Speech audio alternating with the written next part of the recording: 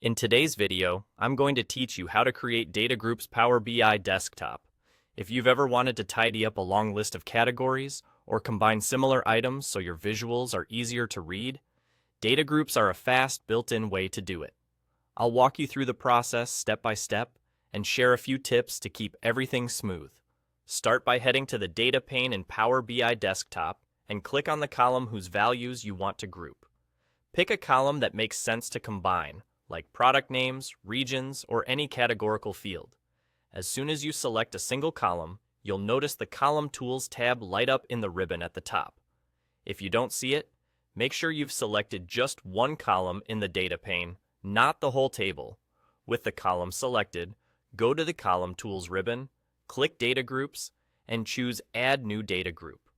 This opens the grouping dialog where all the action happens. At the top, give your data group a clear, descriptive name so you recognize it later. Good names help a lot when your model grows and you're scanning the fields list. For the group type, we're using List. List groups let you manually pick specific values and bundle them together. On the left, you'll see Ungrouped Values. This is everything currently in the column.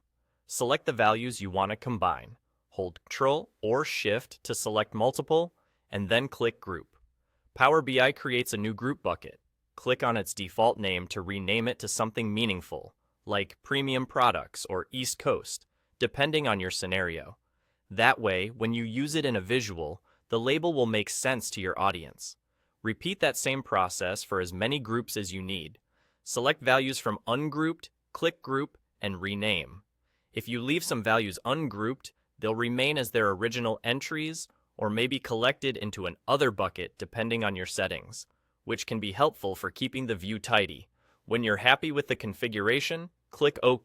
Power BI creates the new data group under the same table in the Data pane, right alongside your original column. From here, you can use that grouped field in your visuals just like any other column, making charts cleaner and comparisons easier without changing the underlying data. And that's all. You've successfully created a data group, simplified your categories, and set yourself up for clearer reporting in Power BI Desktop.